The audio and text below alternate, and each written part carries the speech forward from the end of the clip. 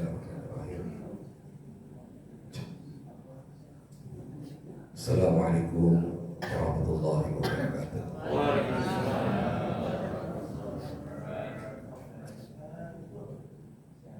Apa yang kita berikan, maka itulah yang akan kita dapatkan. Boleh diulang, Pak? Apa yang kita berikan, maka ya, sama-sama ya, Ibu juga ya. Apa yang kita berikan, maka itulah yang akan kita dapatkan. Apa yang kita berikan Itulah akan kita dapatkan. Ya. Jadi ketika saya memberikan salam dengan nada yang tidak semangat, maka saya pun akan mendapatkan jawaban salam yang juga tidak semangat. Betul tidak, Pak? Betul ya. Coba kalau sekarang saya ubah gayanya, nadanya, pasti saya akan mendapatkan jawaban yang berbeda daripada yang tadi. Bismillahirrahmanirrahim. Assalamualaikum warahmatullahi wabarakatuh.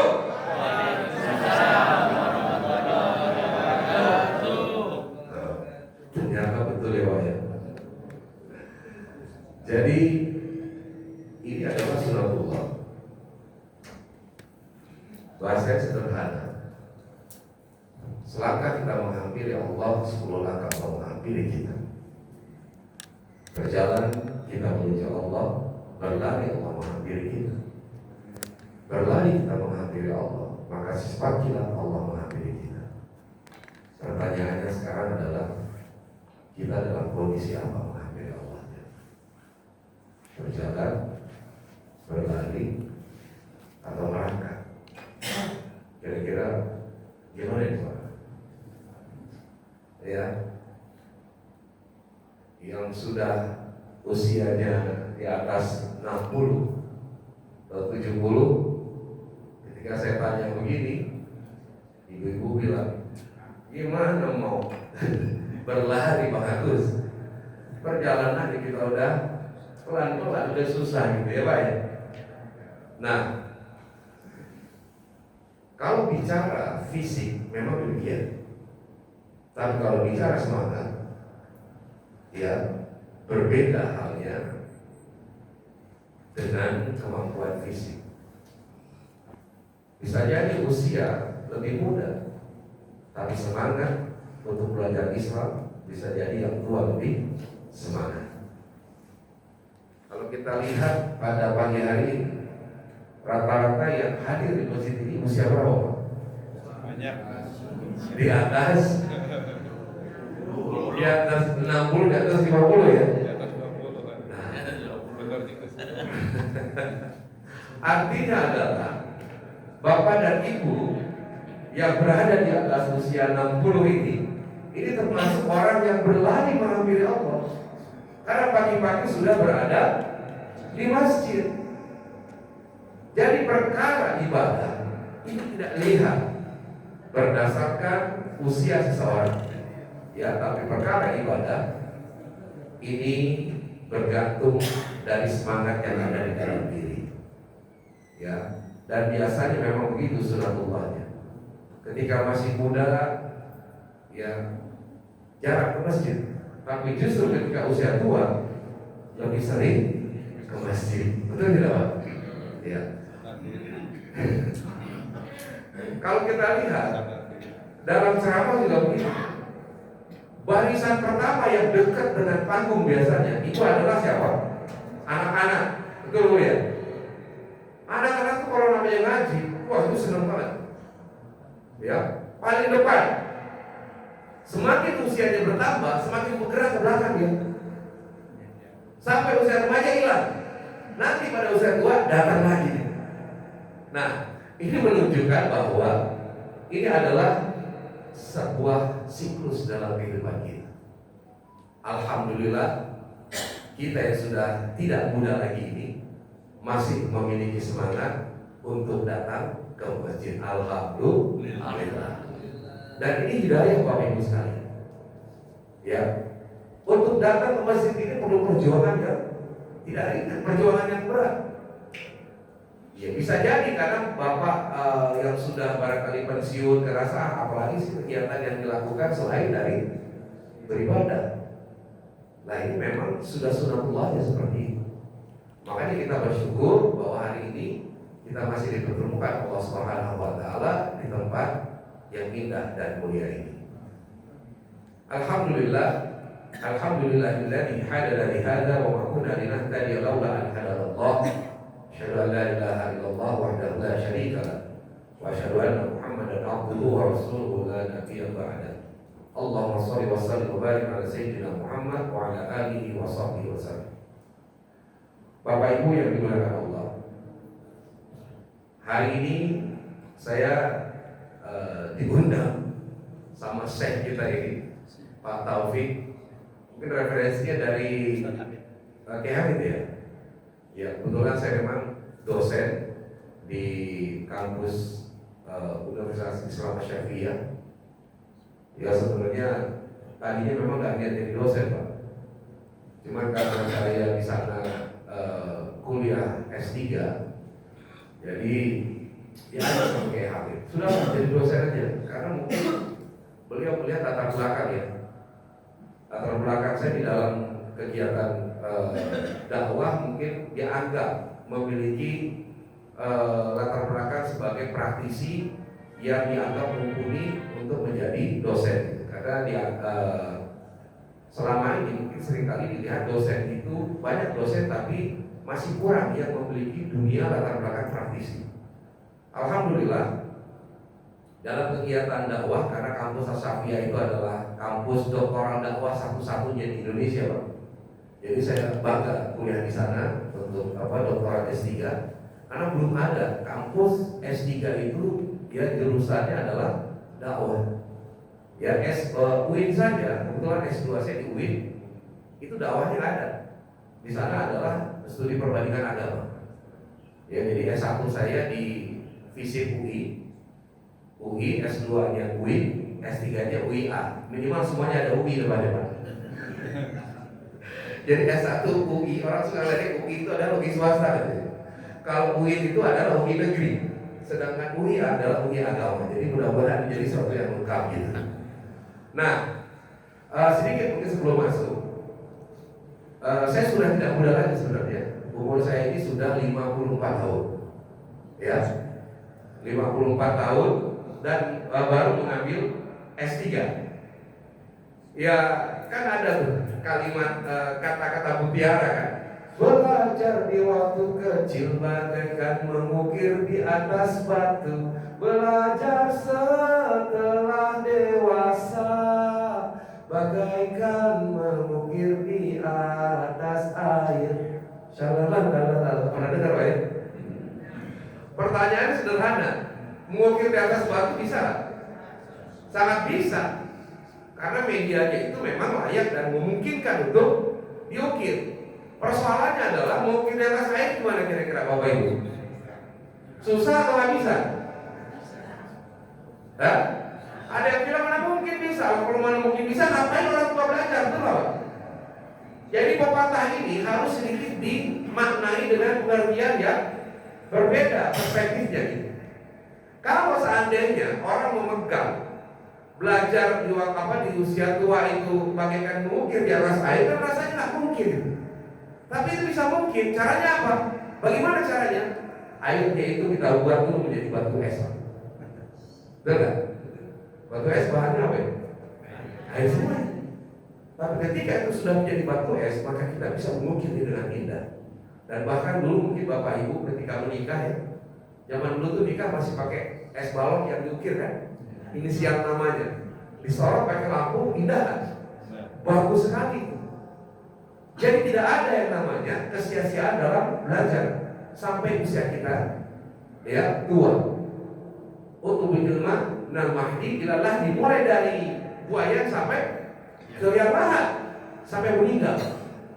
Nah tapi memang namanya sifat air Pak ya, es itu kan dibuat dari air, jadi cepat mencair. Jadi itulah ibarat orang tua kalau belajar cepat lupa gitu kan, cepat mencair. Makanya ketika kita sudah usianya tidak muda lagi, semangat belajar tetap harus, tapi dengan frekuensi yang lebih tinggi, benar sekali itu. Nah makanya kenapa ketika orang sudah tua lebih banyak datang ke masjid dalam rangka untuk mengasah, memenuhi frekuensinya sehingga pemahaman-pemahaman itu lebih bisa diterima. Karena ya maklum kita yang di atas 50 ini terkadang juga ingatan itu sudah mulai agak berkurang. Nah ini latar belakang saya sedikit. Dulu tahun 90-an saya itu punya grup nasyid Pak. Grup nasyid namanya Senada. Ya kalau Bapak Ibu masih ingat itu lagunya, jagalah hati, jangan kau kotori, jagalah hati lentera hidup ini. Ada yang tahu? Tahu ya? Nah itu lagunya sebenarnya lagu punya Agim, cuma kami ya membawakan lagu tersebut. Jagalah istri, jangan disakiti, tangisan istri, tangisan bidadari. Biasanya ibu berkasih senang ini senang gitu kan, tuh dengar Pak gitu. Nah ini mungkin sekilas Bapak bisa baca sedikit latar belakang. Dan sekarang saya aktif di Majelis Ulama Indonesia di lembaga seni dan budaya, seni budaya dan peradaban Islam. Jadi memang dari dulu saya dakwah ini adalah lebih banyak ke dakwahnya melalui seni. Ya terlepas sekarang perdebatan mengenai musik itu halal dan haram, kita tidak membicarakan itu di sini. Tapi hari ini kita akan membahas tentang, judulnya adalah menginstal ketakwaan sosial. Nah, saya ingin cerita dulu sedikit. Ini ada seorang tua yang hidup di sebuah negeri. Ya, dia waktu itu sedang sedang menanam pohon. Ya, nah kebetulan ada seorang raja yang datang melihat bersama dengan pengawalnya. Raja itu mengamati orang tua tadi. Ya, dia ngapain? Oh, dia menanam pohon. Pohon apa? Pohon durian. Pohon durian kira-kira berbuah berapa tahun? Bisa 10 atau 12 tahun, ya lama itu. Kemudian sang raja menghampiri orang tua tadi. Ya, kakek sedang apa? Kata si kakek, ini saya sedang nanam pohon. Nanam pohon apa kek? Nanam pohon durian. Loh, kakek nanam pohon durian kan? Ya, apakah kakek yakin di usia sekarang ini kemudian kakek bisa merasakan durian itu? Yang pertama, biasanya orang tua sudah menghindari untuk makan durian, itu baik. Kedua, ini pohon durian itu lama sekali berbuahnya. Kemudian si kakek ngomong sama raja tadi, anak muda, dia nggak tahu. Ketahuilah bahwa saya nanam pohon ini bukan untuk saya, tapi saya nanam pohon ini untuk generasi saya yang akan datang. Luar biasa. Jadi seorang kakek, dia punya kesadaran bahwa ketika dia berbuat baik bukan untuk dirinya, tapi dia berbuat baik untuk orang lain, untuk generasi sesudahnya. Raja ini terinspirasi dengan apa yang dilakukan oleh kakek. Lantas dia memerintahkan kepada pengawalnya, dia bilang, pengawal, kasih hadiah kepada kakek ini. Kemudian si kakek diberikanlah sejumlah uang. Si kakeknya kemudian bertanya, apa ini? Ini uang untuk kakek, karena kakek sudah menginspirasi kami. Kemudian kakeknya bilang, tuh, saya bilang juga apa? Belum berbuah, udah dapat hasilnya. Ya, nah ini adalah sesuatu yang sangat luar biasa. Dan ini bagian dari ketakwaan sosial. Ibadah itu kan ada dua, Bapak Ibu sekalian. Ibadah mahdhoh dan ghairu mahdhoh. Ibadah mahdhoh itu adalah ibadah ritual. Ya, ibadah khusus memang sudah diatur tata caranya, kayak sholat, puasa. Tapi ghairu mahdhoh itu adalah ibadah sosial, ibadah yang mengatur atau ibadah yang terkait dengan hubungan kemasyarakatan. Nah, ternyata kalau kita melihat, ya, ketakwaan ini tidak melulu ketakwaan itu terkait dengan ibadah-ibadah ritual. Namun yang perlu kita sadari bahwa nilai ketakwaan ini selalu diingatkan kepada kita. Ketika sholat Jumat itu menjadi sebuah kewajiban, bahkan khatib harus mengajak ya jamaah untuk apa? Untuk mengingatkan tentang ketakwaan. Ini biasa surat yang dibacakan. Bismillahirrahmanirrahim. Ya ayyuhalladzina amanu taqullaha haqqa tuqatih wa la tamutunna illa wa antum muslimun. Ya. Hai orang-orang yang beriman, bertakwalah kepada Allah dengan sebenar-benarnya takwa, dan janganlah sekali-kali kamu mati melainkan dalam keadaan ya sebagai seorang muslim, berserah diri Islam. Nah, dijelaskan di dalam tafsir Al-Qurtubi bahwa perintah bertakwa ini adalah perintah yang tinggi gitu. Ya fi'il amr, jadi perintah yang memang sesuatu yang nilainya itu sangat tinggi. Ya, diwajibkan kepada kita untuk bertakwa. Nah, apa sih sebenarnya pengertian takwa itu? Ya, pengertian takwa ya, dalam secara etimologi itu artinya adalah perlindungan. Ya, berasal dari bahasa Arab wiqayah, ya perlindungan atau penjagaan. Jadi orang yang bertakwa adalah orang-orang yang mampu untuk menjaga dan melindungi dirinya dari hal-hal yang membahayakan. Nah, kalau dilihat dari akar katanya, takwa itu berasal dari akar kata waqo yang berarti menjaga atau melindungi. Berarti orang yang bertakwa adalah orang yang mampu untuk menjaga dan melindungi dirinya ya dari hal-hal yang membuat kemurkaan Allah Subhanahu wa taala. Nah, Ibnu Qayyim al-Jauzi juga menyebutkan bahwa takwa adalah perisai yang melindungi seseorang dari keburukan dunia dan akhirat. Jadi kalau kita melihat pemahaman yang disampaikan oleh Ibnu Qayyim, takwa ini terkait dengan kemampuan diri kita untuk melindungi ya, untuk melindungi diri ya dari hal-hal ya keburukan dunia dan akhirat.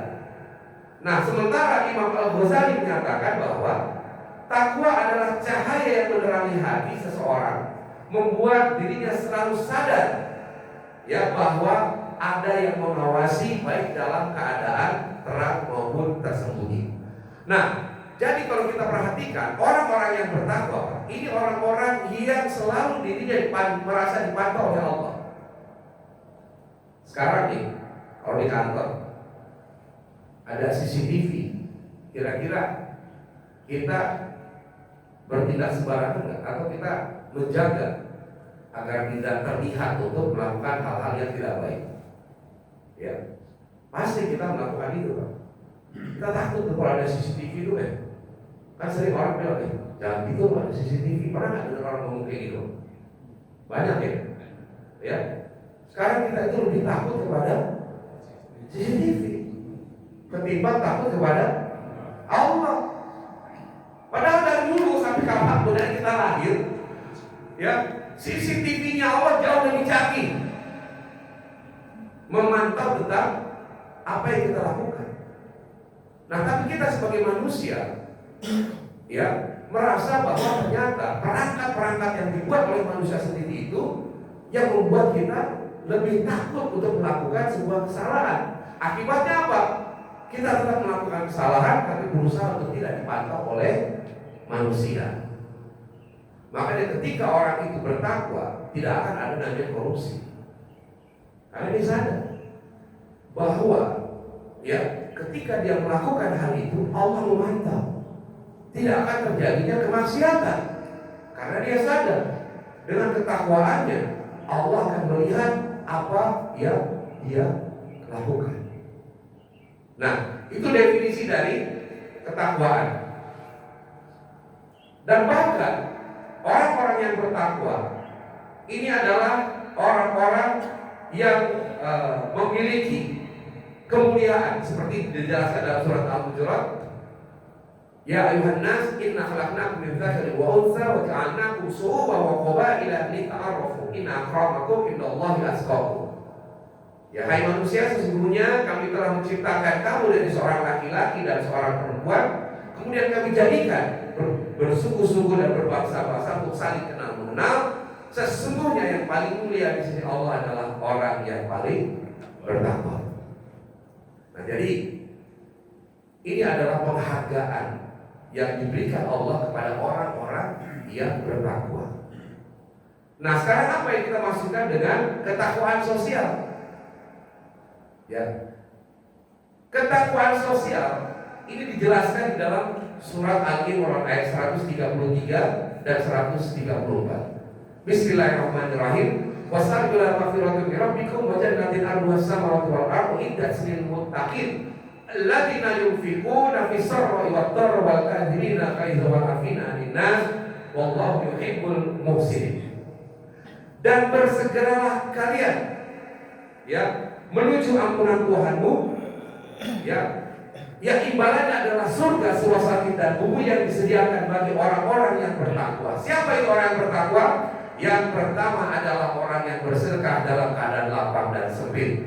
Yang kedua adalah orang-orang yang mampu menahan amarahnya. Dan yang ketiga adalah orang yang memaafkan kesalahan orang lain. 3 perbuatan ini Bapak dan Ibu sekalian yang dirahmati Allah, apabila kita lakukan maka kita termasuk tergolong kepada orang-orang yang bertakwa. Padahal ketiga perbuatan ini tidak ada kaitannya dengan ibadah-ibadah makhluk. Yang pertama bersedekah. Yang kedua apalagi menahan amarah. Dan yang ketiga adalah memaafkan. Nah, kenapa ini ya bisa menjadi hal yang membuat orang yaitu menjadi bertakwa? Karena memang sangat luar biasa 3 ibadah sosial ini. Ya, 3 ibadah sosial ini. Sekarang saya tanya Bapak Ibu sekalian, kalaulah hidup ini boleh memilih ujian, mau diuji miskin atau kaya? Boleh jawab Pak? Mau diuji miskin atau kaya Bu? Kaya. Ada yang mau diuji miskin di sini? Nggak ada, semuanya pengen diuji kaya. Kenapa? Karena kita berasumsi bahwa kekayaan itu adalah solusi terhadap ujian kemiskinan. Padahal ya belum tentu kekayaan itu menjadi sebuah solusi. Ini contoh Pak. Dulu ataupun ketika orang ini dalam keadaan yang tidak kaya, sederhana, bahkan mungkin hidupnya ya di atas ambang atau berada di garis kemiskinan, rumah pun masih kontrak, rumah petak 3 Pak, tengah, depan, tengah, belakang. Ya Bu ya, ada nggak di sini yang gitu? Udah nggak ada ya? Pernah mengalami itu Pak? Nah pernah dulu ya, tengah, depan, belakang. Ya, di situ saja berputar. Ya, ketika suami istri lagi marahan, ya orang miskin itu dia cepat baikannya ketimbang dengan orang kaya. Ya, orang miskin lagi marahan nih suami istri, suaminya di depan, istrinya di tengah, karena rumahnya kan kecil tadi. Tiba-tiba dua-duanya kebelet pengen ke belakang. Ya, toilet adanya di mana? Di belakang. Istrinya tadi di ruang tengah, suaminya di ruang depan. Dua-duanya kebelet pengen ke belakang. Kayak dua-duanya jalan ke belakang. Ya kan? Begitu jalan ke belakang, sang istri megang gagang toilet, sang suami juga megang gagang toilet. Akhir tangannya bertemu sama-sama megang gagang toilet. Apa sih kamu? Apa sih kamu? Yang tadi yang marahan itu coba baikan. Kenapa? Karena di situ-situ aja ketemu dia lagi. Ya. Tapi orang kaya belum tentu Pak. Ya ada orang kaya. Ya ada yang datang ke rumahnya. Assalamualaikum, waalaikumsalam. Bang, sendirian di rumah? Enggak. Ada istri saya di mana? Enggak tahu dia istrinya di mana. Kenapa? Karena rumahnya gede. Kamarnya ada 10 tingkat. 3 hari sudah tidak ngomong sama istrinya, tapi dia tidak tahu istrinya itu di rumahnya di mana. Padahal berada dalam satu rumah. Tuh. Jadi kalau orang miskin Pak lagi marahan suami istri, cepat baikannya. Orang kaya begitu marah suami istri, belum lagi egonya masing-masing, lama baikan. Ya. Dilihat dari sisi ini, lebih baik mana? Orang miskin atau orang kaya? Orang miskin ya Pak ya? Nah kalau gitu saya tanya lagi, kalaulah hidup ini boleh memilih ujian, Bapak Ibu mau diuji miskin atau kaya? Tetap kaya Pak, nggak berubah ya. Satu lagi saya cerita, satu lagi ya. Ini memang masih banyak diperdebatkan nih, kesolehannya gitu ya. Tapi saya cerita aja. Ya, ini ada seorang sahabat Nabi, ya, yang hidupnya sangat miskin. Pernah dengar? Siapa namanya? Sa'labah. Sa'labah itu di antara sahabat Nabi itu paling miskin. Bahkan ketika sholat nih, ya, dia begitu sholat langsung pulang, Gak ada lagi berzikir, gak lagi pengen nongkrong di masjid. Sampai sahabat yang lain itu bingung sama Sa'labah. Sa'labah, kamu kenapa sih? Setiap kali habis sholat selalu buru-buru pulang. Emang gak betah di masjid? Sa'labah bilang gini, kayak gitu. Saya ini kan kain cuma satu. Kalau saya nggak pulang, istri saya nanti di rumah sholat pakai apa?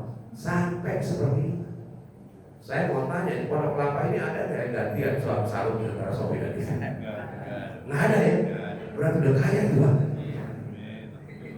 Ya, Bapak tenang di sini, nggak ada nunggu. Bapak pulang Pak, karena sarung udah pakai gantian, nggak ada Pak ya?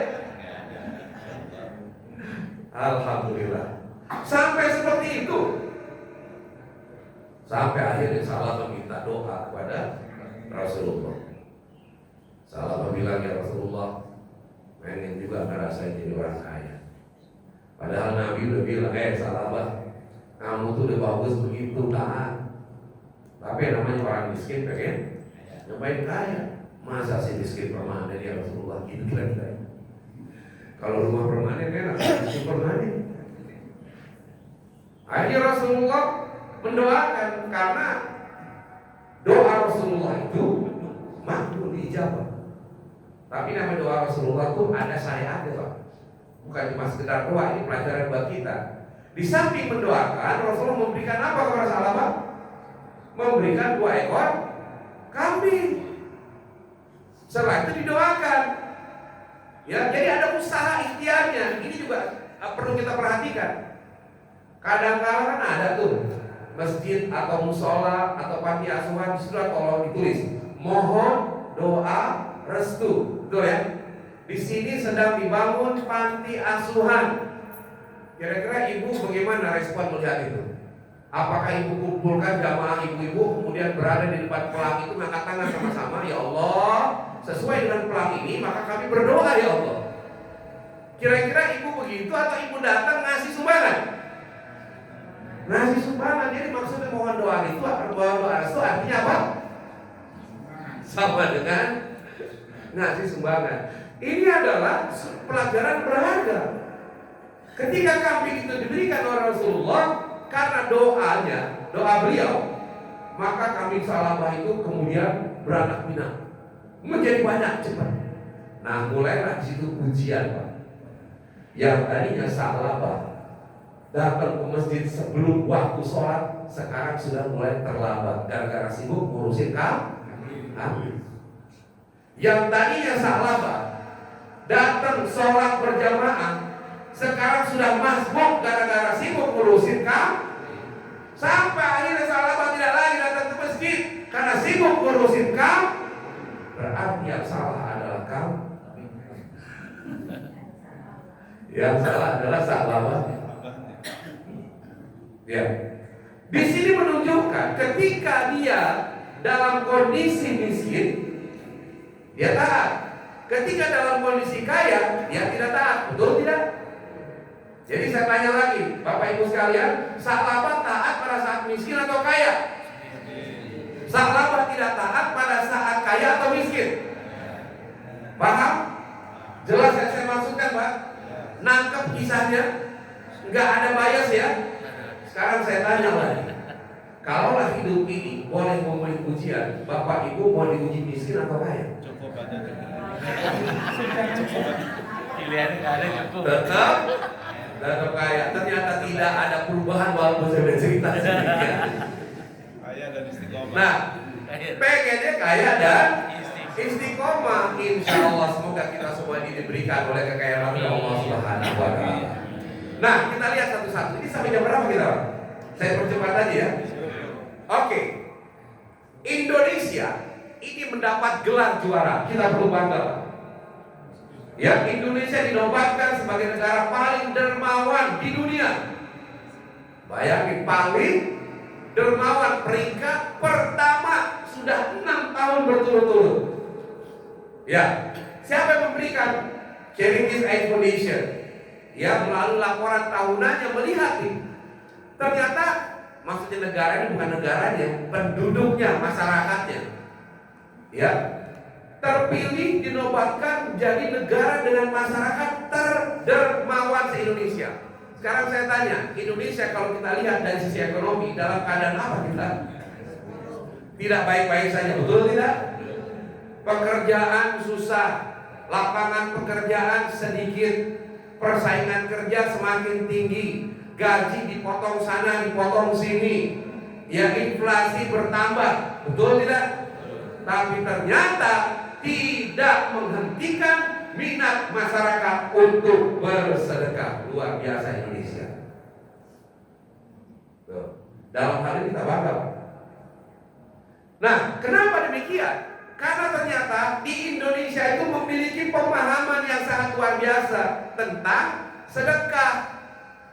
Makanya saya tanya tadi, Bu, Pak, kaya dulu baru sedekah atau sedekah bikin kaya? Yang kompak jawabnya, kaya dulu baru sedekah atau sedekah bikin kaya? Sedekah bikin kaya. Mana dalilnya ini nih? Surah Al-Baqarah ayat 261. Ya, perumpamaan nafkah yang diberikan ya oleh orang-orang yang bersedekah itu bagaikan ya serupa dengan sebutir biji yang menumbuhkan 7 butir. Satu butir 7. Dari 7 itu kemudian bertambah 100. Jadi berapa jumlahnya, Pak? 700. Bayangkan kalau ibu-ibu, bapak-bapak bersedekah 1 juta, berarti baliknya berapa?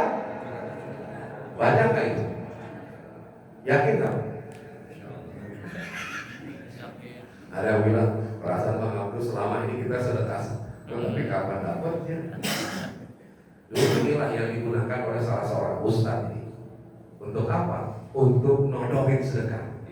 Salah nggak beliau? Sedekah nggak ada yang salah, Pak. Tapi ada yang nuntut, yang herannya. Ya, begitu dia menyumbang motor, kok saya sudah nunggu lama-lama nggak dapat mobil atau rumah, dia tuntut kepada ustaznya. Dia pikir ustaznya yang bertanggung jawab. Inilah kadang-kala kita itu, Pak, terlalu mekanis kita berpikirnya. Kita jadikan Allah itu sebagai dunia perbankan gitu. Ya, seolah kita minjem terus bisa dapat. Ya, kita nyimpan, kemudian kita otomatis mendapatkan baliknya gitu. Karena Allah jadi 700, ya Allah harusnya saya ngasih 1 juta, balik dong 700 juta. Ternyata ya tidak terjadi seperti itu. Artinya apa? Apakah kemudian doa kita tidak dikabulkan? Tidak ada doa yang tidak dikabulkan. Semua doa dikabulkan, cuma dalam bentuk yang berbeda. Yang pertama ditunda nanti di akhirat. Ya, jadi kita bersedekah sama Allah disiapkan nanti.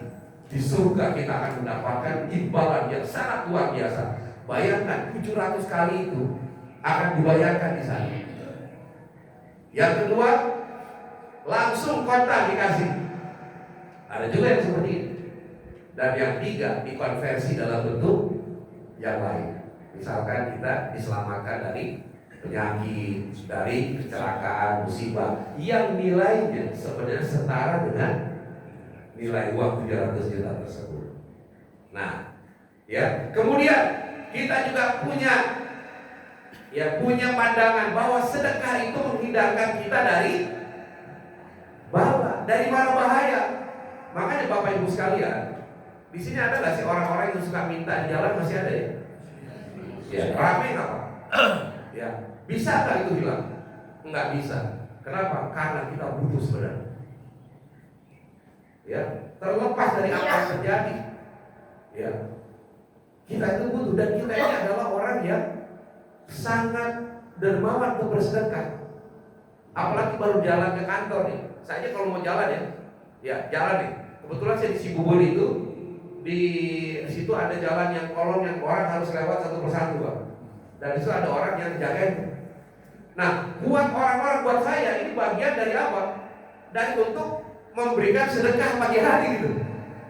Ya, makanya kita tidak bisa bilang ataupun susah untuk menghilangkan orang-orang yang di pinggir jalan. Ya karena apa?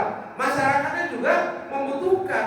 Kita mungkin komplain, tapi ternyata di satu sisi juga membutuhkan. Nah, ini baru bisa terjadi bersih sekali kalau seandainya pemerintah ya turun tangan. Dan kita biasa bersedekah itu walaupun kita sadar kalau itu bohong, Bapak Ibu, tetap aja kita sedekah. Kayak misalkan, ada nggak pernah mendapatkan di WA atau di mana orang atau di IG ini yang membutuhkan sedekah, diambil gambarnya, wah sangat memprihatinkan, sampai kita itu tersentuh dan memang ingin menolong. Banyak nggak yang menolong? Banyak, Pak. Walaupun ada yang bilang, itu kan nggak jelas, alamatnya nggak tahu. Apa kalau yakin ketika memberikan itu akan sampai? Biasanya kita ngomong apa? Ya, sampai itu bukan urusan kita. Yang penting kita sudah bersedekah. Nah, ini salah satu yang membuat negara kita itu menjadi negara nomor 1. Karena untuk bersedekah kita biasanya tidak pakai logika. Termasuk di pinggir jalan. Dulu saya dekat dengan almarhum Uji, 11 tahun saya sama beliau. Uji juga suka gitu. Pinggir jalan lihat ada orang yang minta-minta, dan orang itu jalannya kakinya itu agak ngesot gitu. Ya, dia tahu kalau itu pura-pura. Dan kita pun tahu kok orang itu pura-pura. Kemudian dibuka pintu kaca, kemudian ngasih duit 10.000. Yang di sebelahnya protes. Ustaz, kok dikasih? Ya kenapa kata Uji? Dia kan pura-pura, Ustaz. Ya gue tahu dia pura-pura. Terus kenapa dikasih? Apa jawaban Uji? Yang gue bayar adalah actingnya gitu. Dia balikin. Sekarang gue tanya, lu mau nggak seharian kayak begitu? Gue kasih cepat. Luar biasa, ya. Jadi untuk bersedekah kita cari alasan. Selalu kita cari alasan kebaikan. Tapi ada juga orang bilang, loh kan kita sudah lihat ya, ternyata orang-orang mau minta-minta itu income-nya lebih besar dari pegawai negeri. Benar nggak kayak begitu? Ada nggak fenomena kayak gitu? Pertanyaan saya, Pak, kalau itu benar terjadi, Bapak ngiri atau enggak? Hah, Bu? Ngiri nggak, Bu? Kok ngiri sama minta-minta gitu? Ya gimana rasanya? Ngiri, iri kok sama? Ya, orang yang minta-minta kayaknya nggak level banget. Ya, iri itu sama orang yang dermawan. Kita itu boleh kok iri sama 2 hal. Yang pertama, orang yang memiliki ilmu, ya, yang belajar Quran dan mengajarkannya. Ya kan, khairukum man ta'allama al-Quran wa 'allama. Sebaik-baik manusia adalah yang belajar Quran dan mengajarkan. Kita boleh iri. Enak benar ya, bisa ngajar gitu. Itu boleh. Yang kedua, boleh kita iri kepada seorang dermawan, orang kaya yang dermawan. Itu iri lagi nih, kan? Kok iri sama minta-minta gitu? Berarti level kita di bawah minta-minta. Biarin aja dia memang mungkin kayak begitu. Karena biar gimana pun tangan yang di atas lebih baik dari tangan yang di bawah. Nah, ini yang pertama. Jadi kesolehan sosial itu yang pertama adalah kedermawanan. Dan kedermawanan ini siapapun bisa melakukan, tidak hanya orang Islam. Yang kedua, saya sebutin aja ya, orang yang mampu menahan amarah. Ya, tadi kan di surat Al-Imran begitu ya. Ya, disebutkan yang pertama adalah orang yang bersedekah, yang kedua adalah orang yang menahan amarah. Nah, Rasulullah mengatakan, la taghdab tidak baik. Yang pertama pada kesehatan kita, betul nggak? Orang marah-marah biasanya cepat menyerang penyakit apa? Darah tinggi, itu dari hipertensi, jantungan, stroke, ya. Karena marah-marahnya itu. Makanya bapak yang masih aktif di kantor, Pak, saya sarankan ketika ada anak buah yang membuat jengkel kita, nggak usah pakai marah-marah, Pak. Santai aja, langsung aja keluarin SP. Sambil senyum, Pak. Lebih enak mana coba? Mohon maaf, Pak. Ketika orang marah, bahasa yang keluar kira-kira teratur atau tidak? Oke. Seringkali yang muncul kalimat-kalimat apa? Yang tidak baik. Coba kita lihat orang di jalan. Ya, emosi karena melihat biasanya mobil tuh musuhnya motor. Ya gitu kan dia. Ya Kak. Orang yang punya mobil selalu merasa motor ini adalah masalah. Orang yang punya motor selalu merasa mobil adalah orang yang punya masalah. Itu adalah kebenaran yang ada di jalan, kebenaran subjektif. Ya. Nah, ketika misalkan motor jalan sembarangan, buka kaca, kira-kira yang diteriakin apa? Woi, mata lo gitu kan? Nggak ada orang buka kaca ada motor jalan. Mas, silakan ya Mas. Ya, pasti yang muncul adalah emosi. Kalau ternyata yang motor juga emosi, yang terjadi apa? Ribut, berantem. Saya punya teman kayak gitu, Pak. Motor sembarangan dibuka kaca. Woi, brengsek lu. Ternyata motornya balik lagi bener. Dia buka helmnya, badannya gede. Wah, teman saya jatuh. Ngeliat itu bingung. Dia bilang tadi, dia orang motor bilang ke dia, kenapa lu teriak-teriak? Nggak suka. Apa dia bilang? Oh, sorry, gue kira temen gue. Gitu kan? Bagus. Apa?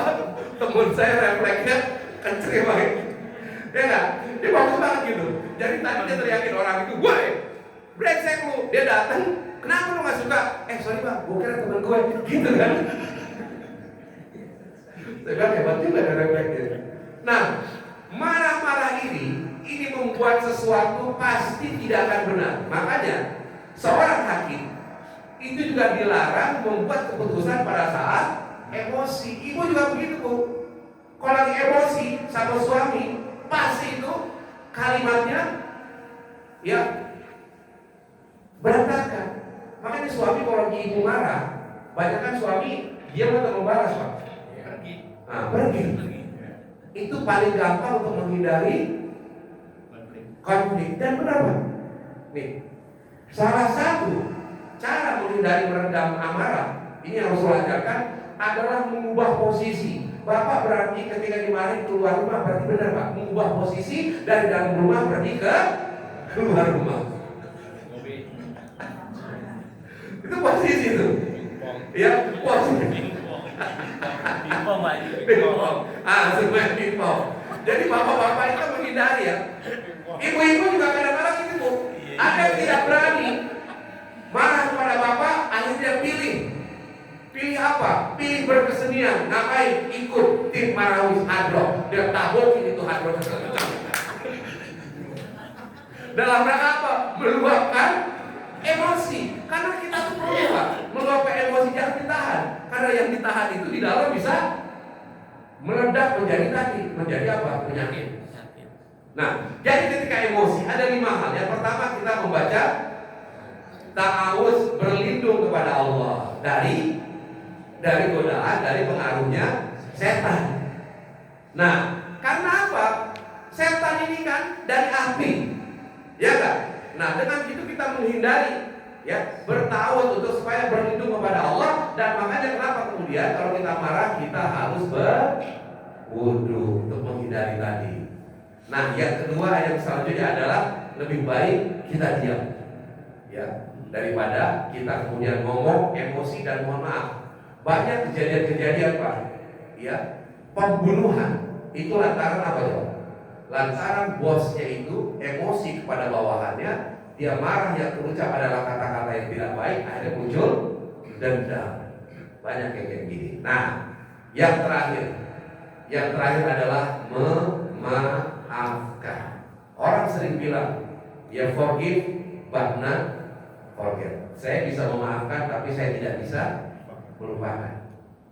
Nah, orang seringkali mengambil pandangan atau kalimat ini dari kisahnya Rasulullah bersama dengan Wahsy. Wahsy ini kan adalah orang yang membunuh pamannya Rasulullah, Hamzah. Ya, dan ketika itu Hamzah bahkan badannya sampai terbelah karena diambil jantungnya, dimakan oleh hidung.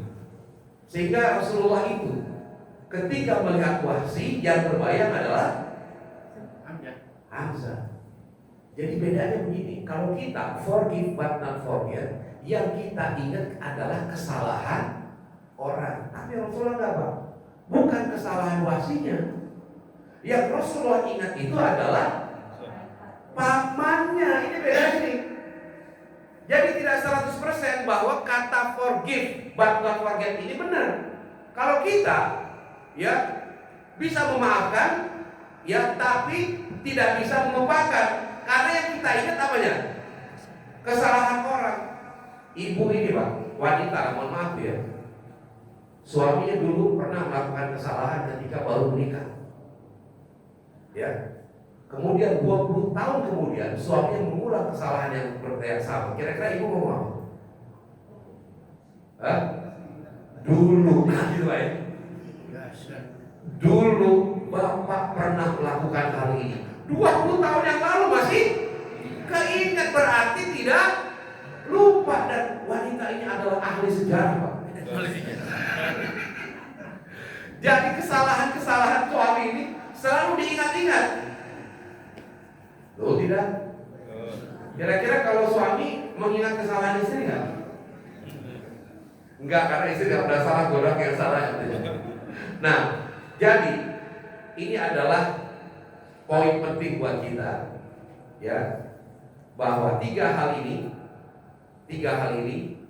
yang disebut dengan ketakwaan sosial tidak ada kaitannya dengan ibadah-ibadah makhluk. Nah, sekarang Bapak Ibu sekalian, mungkin banyak orang yang pernah melakukan kesalahan kita seringkali berat untuk memaafkan. Tapi pertanyaan saya adalah, kita pengen gak dimaafkan oleh Allah? Pengen gak, Pak? Kesalahan kita banyak gak? Nah, kita saja pengen dimaafkan oleh Allah. Kenapa kemudian kita tidak memaafkan orang lain? Nah, semoga dengan apa yang disampaikan ini bisa memberikan jalan kita untuk mencapai ya kehidupan yang nanti kekal di akhirat. Kita semua masuk surga ya Allah.